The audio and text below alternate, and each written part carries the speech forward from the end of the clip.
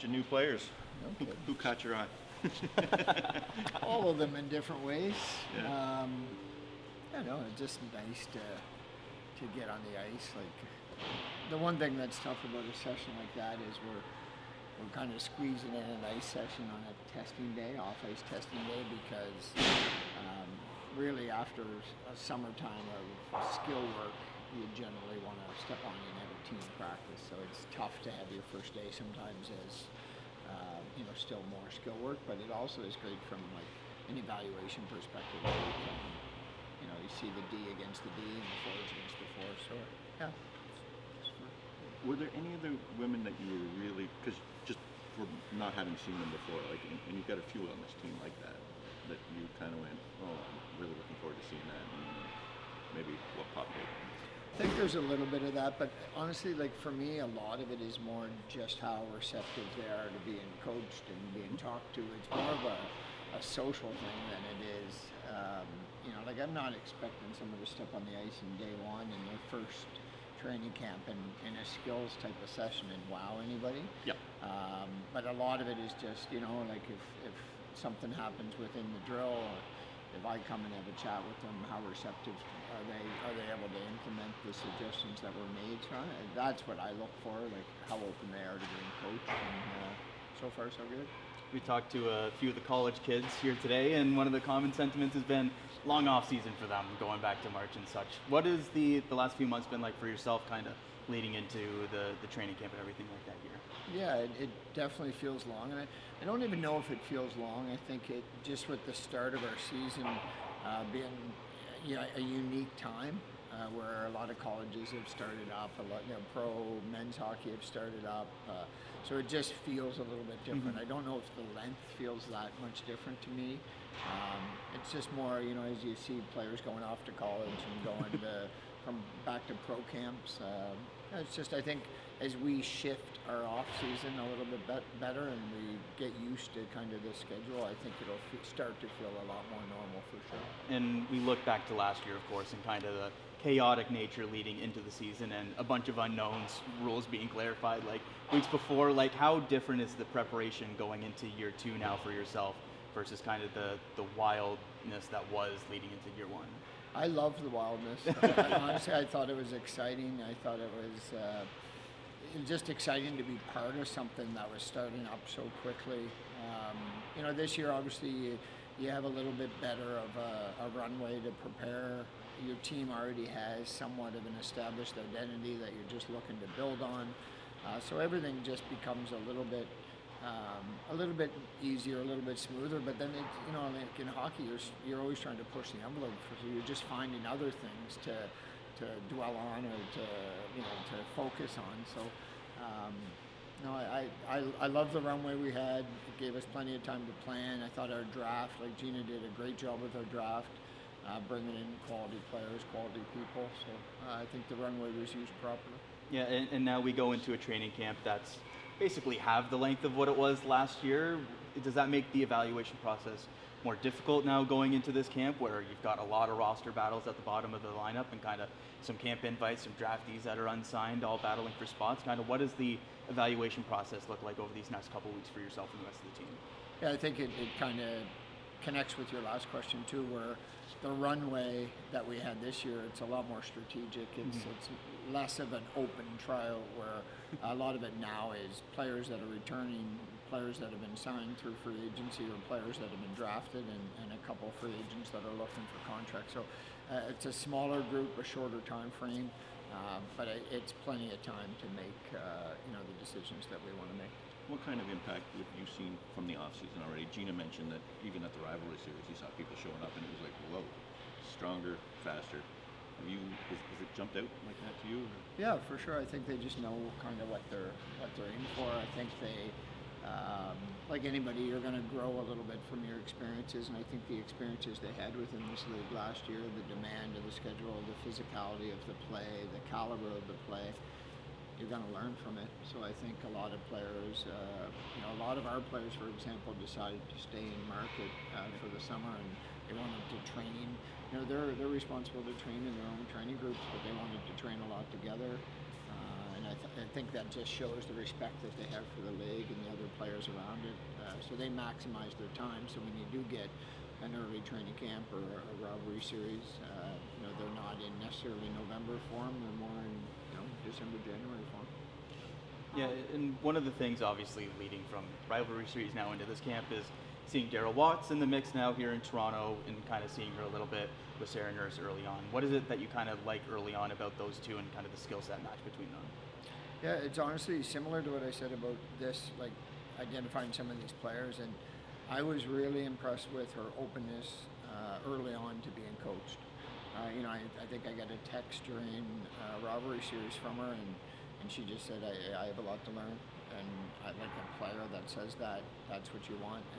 And I wrote her a text back saying, I still have a lot to learn, so let's figure this out together. And I just thought she was open. We went for a small little walk at the rink and discussed some of the ways she can improve her breakouts and her D-zone play, and she just seemed open to it. So you always have hope when there's players like that are open to the conversation, even initiating the conversation at time. And so for my short little window that I've had experience with her, she seems open to getting better, and if she continues to get better, she'll be a great player. I just want to ask quickly about Megan Carter. We saw her unfortunately sitting there.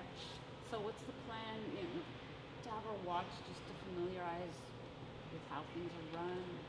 Yeah, and I think a lot, like that's not something I would dictate that she needs to watch, but we had a video session before practice today that, like those sorts of things that you expect her to be there. But right now, it's not like a mandated you need to be here. Yeah, that's her choice for sure. And I think any good player would want to be around their teammates.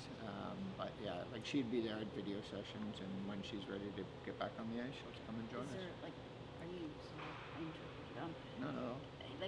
does she have kind of a special liaison giving information back and forth, kind of guiding her? Are you just having conversations? Yeah, we have a great, like our medical staff obviously would be responsible for a lot of communication with her and with me.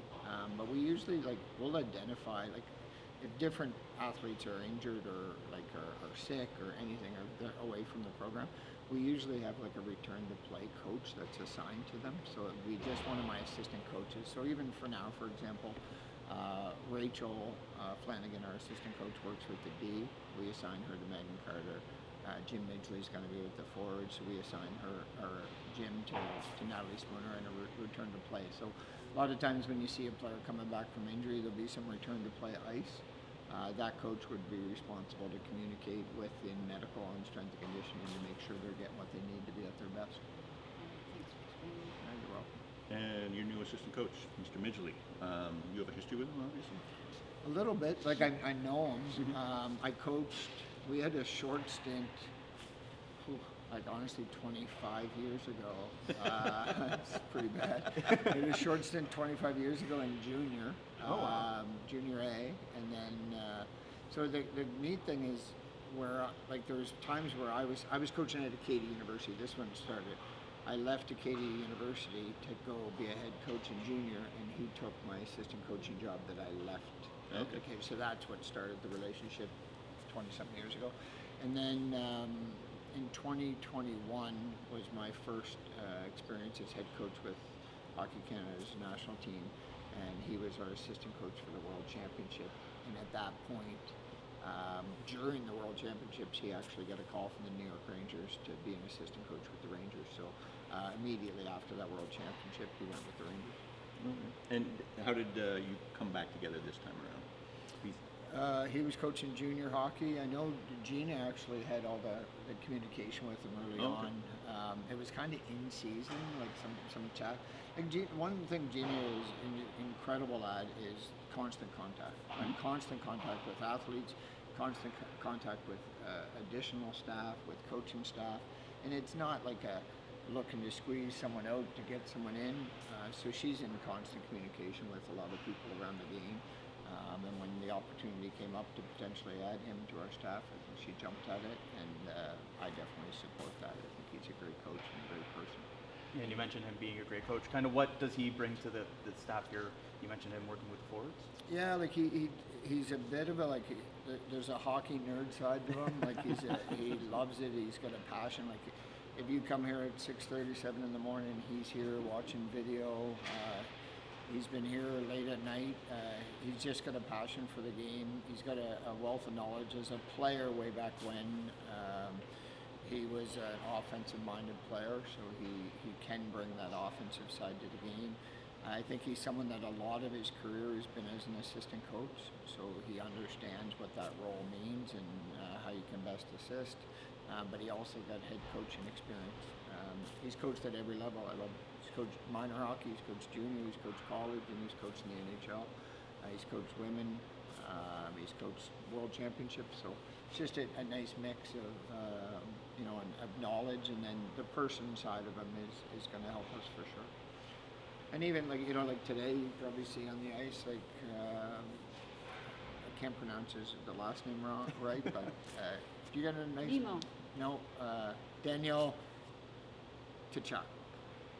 Chucker was he was on the ice with us today as That's who that was. Yeah, as a skills consultant, concept consultant. We're pretty pumped to have him around when he's available, and obviously Vicky Seneharo is on the ice today. So surround yourself with good people, they say. Yeah. We were joking Vicky. earlier. Sorry, we were just joking. There was almost Many more coaches. coaches as One defenders coach per there. D.